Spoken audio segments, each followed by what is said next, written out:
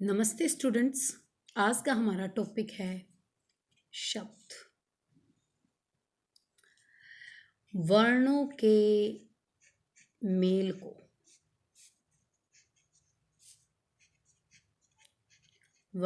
Mail को यानी कि हमने वर्ण पढ़ा था ए, आ, क, ख। ये सभी टोटल जो 52 वर्ण हैं, इनके मेल को शब्द कहा जाता है। तो शब्द की डेफिनेशन हो सकती है स्टूडेंट्स, ध्वनियों के संयोग को, इन जो ध्वनियाँ हम ए आ ई क ख ग की जो ध्वनियाँ हैं, उनके संयोग को, उनके मेल को शब्द कहा जाता है। भाषा की सार्थक इकाई शब्द है और स्वतंत्र इकाई शब्द कहलाती है।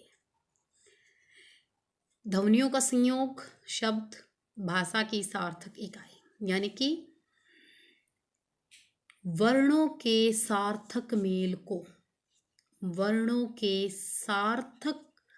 मेल को शब्द कहेंगे। जैसे कि हमने बनाया बच्चों क प्लस ल प्लस में, ये बनेगा कलम। परंतु यदि हम इसी को इस प्रकार लिखें कि लकम, मकल, ये सार्थक शब्द नहीं बने। वर्णों के मेल से ये शब्द तो बन गया, परंतु यह निरर्थक है। इसलिए निरर्थक वर्णों के मेल को शब्द में शामिल नहीं किया जाता।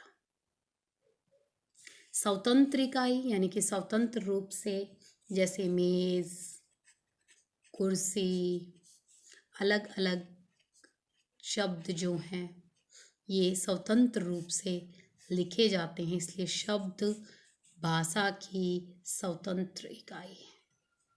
परंतु जब शब्द वाक्य में प्रयोग किए जाते हैं, जैसे कि ये मेज एक अकेला शब्द है, यदि हम इस मेज को वाक्य में प्रयोग करें कि मेज पर पुस्तक रखी है, तब ये मेज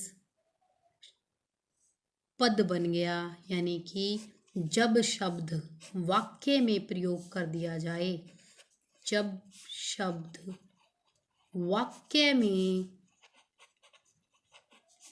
प्रयोग किया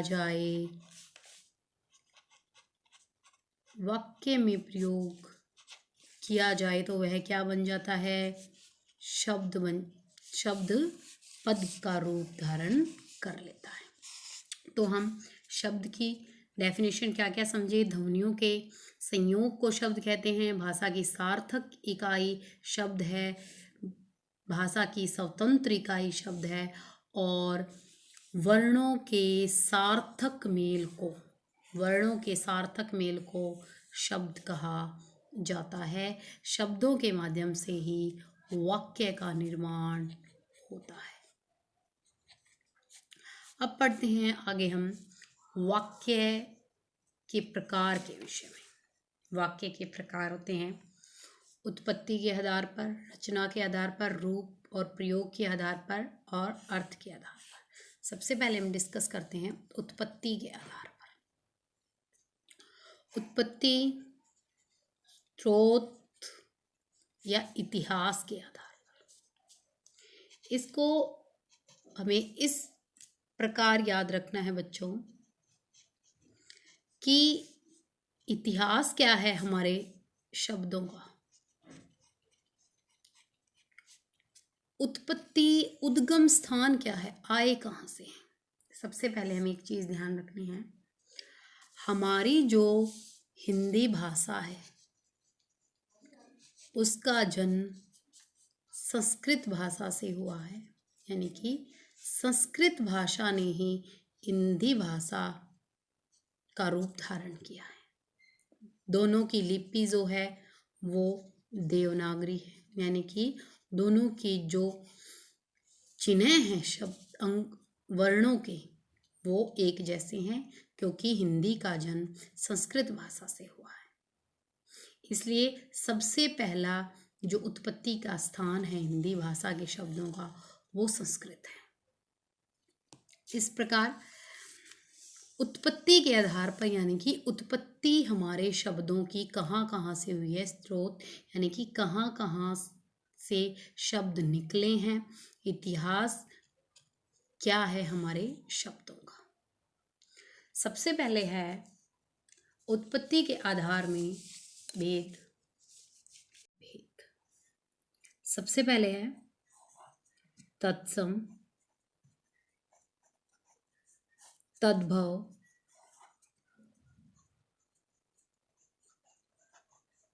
देशज,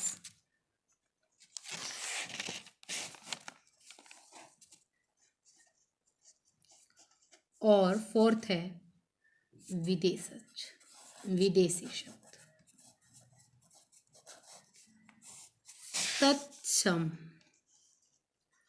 तत् का अर्थ होता है उसके, और सम का अर्थ है समान, यानी कि उसके समान, संस्कृत के समान। हमारी हिंदी भाषा की जननी कौन है? संस्कृत भाषा। संस्कृत भाषा हिंदी भाषा की जननी है, दोनों की लिपि देवनागरी है। तो जो तत्सम संस्कृत के शब्द हिंदी भाषा में ज्यों के त्यों शामिल हुए हैं, जैसे अग्नि, कार्य, दुग्ध, ये शब्द हिंदी भाषा में भी संस्कृत के समान ही बोले जाते हैं और समझे भी जाते हैं। जो शब्द हिंदी भाषा में संस्कृत के ज्यों के त्यों आ गए हैं, वो तत्सम शब्द कहलाते हैं। सेकंड है तद्भव। तद का अर्थ है उससे, उससे समान भाव, यानी कि उससे समान भाव। शब्द थोड़े से परिवर्तन हुए हैं, परंतु भाव संस्कृत के जैसे ही हैं। जैसे देखिए बच्चों, अग्नि से क्या बना? आग। कार्य से क्या बना? काम। दुग्ध से क्या बना? दूध। यानी कि बात एक ही है, दूध और दुग्ध एक ही बात होती है, कार्य काम एक ही बात होती है, अग्नि और आग एक ही बात होती है, लेकिन थोड़े से वर्णों में परिवर्तन आया है, शब्द में परिवर्तन आया है, इसलिए, लेकिन भाव उसके जैसे ही हैं, समान है। तत्सम जो संस्कृत के समान, जो के त्यों, तद्भव भाव समान है, परंतु थोड़े से शब्द परिवर्तन हुए हैं। थर्ड है देशज। जैसे नाम से ही हमें पता चल रहा है, हमारे देश के जो शब्द हमें हमारी हिंदी भाषा से ही मिले हैं, जिनको हमने किसी दूसरी भाषा से नहीं लिया है, जो हमारे देश के हैं, हमारे हिंदी विद्वानों द्वारा हमारी हिंदी भाषा में शामिल किए गए हैं। जैसे लोटा शब्द है, ठोकर शब्द है, पगड़ी शब्द है, ये शब्द हमारी हिंदी भाषा के ही शब्द हैं, इन्हें किसी दूसरी भाषा से ग्रहण नहीं किए गए। फोर्थ है बच्चों विदेशी। विदेशी नाम से ही पता चल रहा है, जो विदेशी भाषाओं से हमारी हिंदी में शामिल किए गए। एक बात ध्यान रखिए बच्चों, कहीं सोचे भी, तत्सम और तद्भव भी तो संस्कृत की देन है, लेकिन संस्कृत हमारी हिंदी भाषा की जननी है, इसलिए संस्कृत भाषा को विदेशी भाषा में शामिल नहीं किया जाता है। विदेशी शब्द जिस प्रकार स्कूल शब्द है बच्चों, इंग्लिश में लिखा हुआ, इसको हमारी हिंदी भाषा में ज्यों का त्यों स्कूल लिखा जाता है हमारी देवनागरी लिपि में। स्टेशन शब्द है, कॉलेज शब्द है, जो हमारी हिंदी भाषा में स्वीकार किए जाते हैं, जिन्हें हमारे हिंदी मानक विद्वानों ने हिंदी भाषा में पूर्ण रूप से शामिल किया गया है। उत्पत्ति के आधार पर तत्सम, तद्भव, देशज, विदेशज। हमने क्या पढ़ा बच्चों भी? उत्पत्ति के आधार पर तत्सम, जो संस्कृत के समान शब्द हमारी हिंदी भाषा में शामिल हुए हैं। तद्भव, जिसके भाव समान है परंतु उनके थोड़े शब्द में परिवर्तन है, वर्णों में परिवर्तन है। फिर हमने पढ़ा देशज, जो हमारे हिंदी भाषा के शब्द हैं जिसे दूसरी भाषा से ग्रहण नहीं किया गया। और लास्ट है विदेशज या विदेशी, जो विदेशी भाषा से हमारी हिंदी भाषा में शामिल किए गए शब्द हैं। उत्पत्ति के आधार पर ये चारों प्रकार हैं शब्द की, तत्सम, तद्भव, देशज, विदेशज। इनको स्टूडेंट अच्छे से समझें, लर्न करें। Thank you so much.